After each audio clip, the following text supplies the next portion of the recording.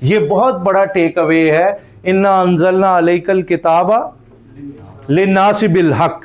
دیکھیں اللہ تعالیٰ نے قرآن مجید کو جو بھیجا ہے نا، یہ ایک ہمارے ہاں بڑی گمراہی عام پھیلی ہوئی ہے کہ قرآن مجید جو ہے نا، بس اس کو پڑھتے جاؤ پڑھتے جاؤ پڑھتے جاؤ، اس کو غور و فکر سے سمجھ کے پڑھنے کی کوئی ضرورت نہیں، یہ کوئی فرض نہیں ہے۔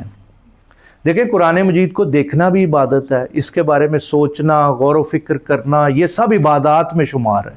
لیکن جب کوئی شخص یہ کہتا ہے کہ میں قرآن مجید کی تلاوت کر رہا ہوں، او بھائی تلاوت کا تو خود مطلب یہ ہے غور و فکر کرنا، پیروی کرنا، ٹو فالو۔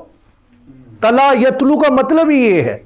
اللہ کے نبی صلی اللہ علیہ وسلم نے فرمایا، اے ابو ذر، اگر تو صبح اٹھ کے قرآن مجید کی ایک آیت سمجھ کے پڑھ لے، وہ تیرے لیے 100 رکعت نفل نماز پڑھنے سے بہتر ہے۔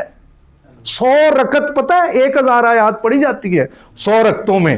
7 آیتیں آپ پڑھیں گے الفاتحہ، لا صلاۃ الا بفاتحۃ الکتاب، اس کے بعد کم از کم 3 آیتیں اور ملائیں گے، 10 آیتیں ہوگی۔ 100 رکعتوں میں 1000 آیتیں، ان سب سے بہتر کیا ہے؟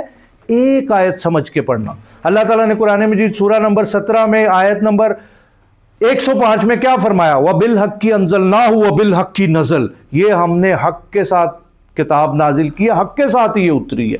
پھر اسی سورہ نمبر 17 میں آیت نمبر 88 میں ابھی میں نے آپ کو سنایا، لا یاتون بمثلہ، سارے جن اور انسان مل جائیں اس کتاب کا بدل وہ کبھی بھی نہیں لا سکیں گے۔ پھر اسی سورہ نمبر 17 کی آیت نمبر 9 میں پڑھیں، ان ھذا القرآن یہدی للتی ہی اقوم، یہ اقوم سب سے موسٹ اسٹریٹ پاتھ ہے جس کی طرف برا رہا ہے۔ پھر ابھی آپ پڑھ کے آئے ہیں سورہ نمبر 38 آیت نمبر 29 میں، لیدبروا آیاتہ، اس کی آیتوں میں غور کرنا ہے، فکر کرنا ہے۔ پھر سورہ نمبر 47 اور آیت نمبر 24 میں فرما دیا، افلا یتدبرون القرآن ام علی قلوب اقفالها، کیا یہ لوگ قرآن میں غور فکر نہیں کر رہے؟ کیا ان کے دلوں پر قفل پڑے ہوئے ہیں؟ پھر آپ کے لیے اللہ تعالیٰ نے سورہ نمبر 2 آیت نمبر 186 میں کیا فرما دیا کہ فَإِنِّي قریب، میں بالکل تمہارے قریب ہوں، تم غور کیوں نہیں کر رہے؟ پھر اس کے بعد اسی سورہ نمبر 2 آیت نمبر 152 میں اللہ تعالیٰ نے کیا ارشاد فرما دیا؟ فَاذْكُرُونِي أَذْكُرْكُمْ، مجھے یاد کرو میں تمہیں یاد کروں گا۔ پھر اسی قرآن میں اللہ تعالیٰ نے سورہ نمبر 84 آیت نمبر 6 میں کیا فرما دیا؟ یا ایھا الانسان انک قادح الی ربک قدحا فملاقی، اے انسان تو آہستہ آہستہ کشاں کشاں میری طرف بڑھ رہا ہے، تسلی رکھ، تیری مجھ سے ملاقات ہو جائے گی۔